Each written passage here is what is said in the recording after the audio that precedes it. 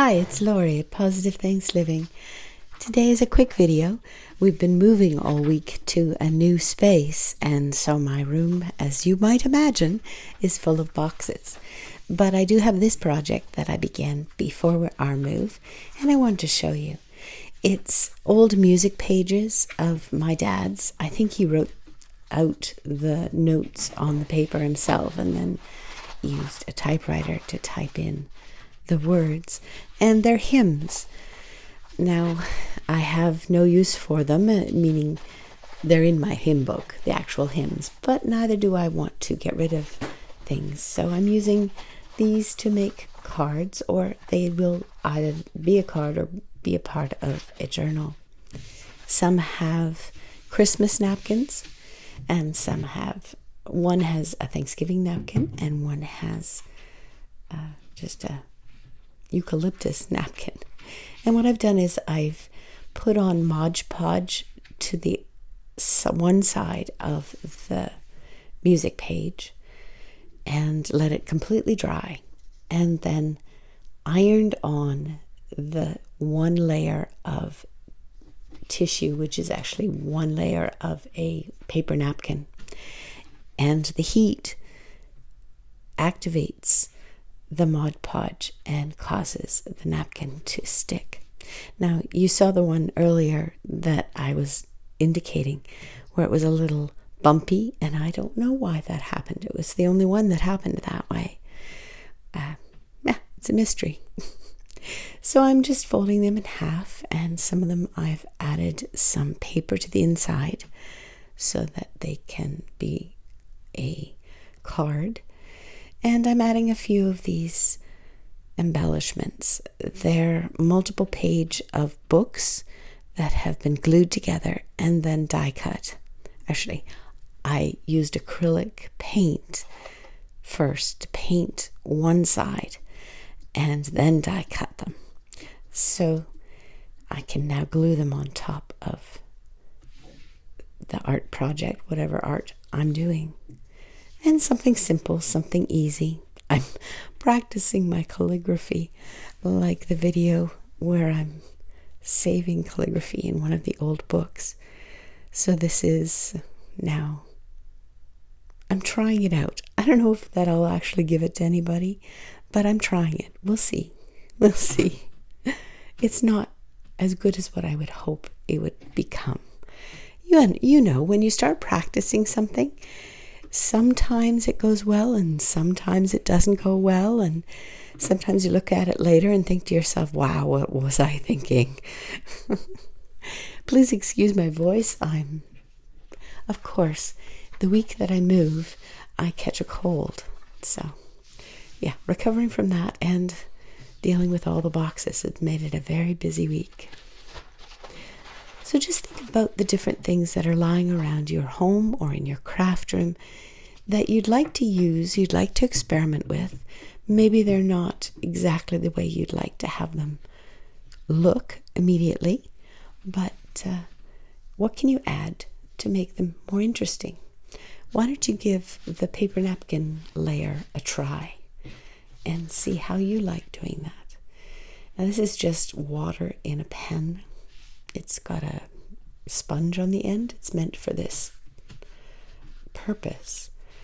And you can see how easily the paper napkin just tears away from the rest of it with the water at the edge. It softens the fibers. And I like the look. I think it's interesting. Nothing you'd ever see in a store. It's creative.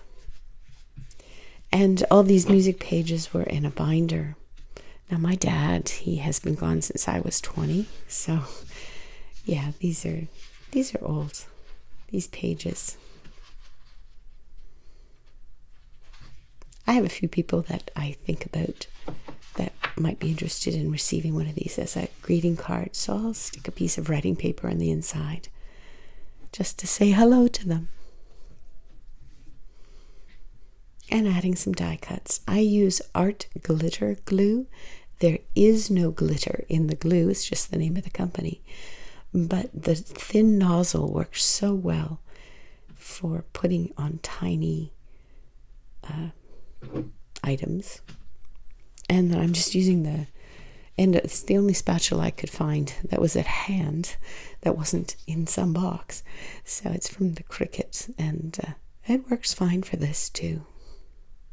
Because I find if I use my finger to press it down, then my finger gets gluey, and that sticks to the napkin, which makes a mess. So to use another tool, that works better. And another one. Just, again, the water pen. It's almost meditative how easily this tears and moves and can make something unique. No two are the same, that's for sure.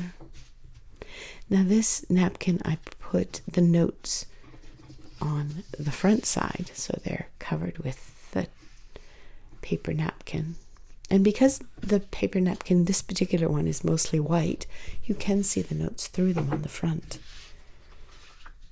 And it's neither fall nor Christmas or anything, so I can make this into a card, or I can add it to a journal. It works for whatever the purpose will be. I think I want to remove the extra little bit. Yeah, it's been an adventure moving to a new space, trying to find room for everything, and you realize how much stuff you actually have and what needs to go away. So that's ahead of me. There's an organization collaboration that I'm going to join in January. Cara Brandon invited me to be a part of this, and I have to think about what I'm going to highlight in my video as a part of the collaboration. It's about organizing your space, and fortuitously, yes, having a new craft room makes me top of mind, that problem, that opportunity to organize. I did something really neat within the closet in the room. I'm very blessed to have an actual room to work in. And so it has an empty closet, and I've done some interesting things with it already in the week that I've been here. So the collaboration video that will be happening in January, I think I'll highlight a few of the things that are new to me that I'm choosing to do.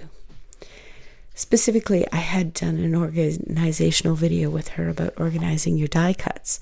Now, we lived in an apartment at that time where I shared space with my husband. Poor man. I kept encroaching with my crafting stuff further and further into his space that he used as an office. And since then, I've gotten a room in another house, and this house I have a room to myself. So yeah, I'll be talking about how I store my die cuts in a different way now in this next collab. So thank you for joining me. Thank you very much. I look forward to a little more interesting video next week. Goodbye for now. Thanks a lot. Take care.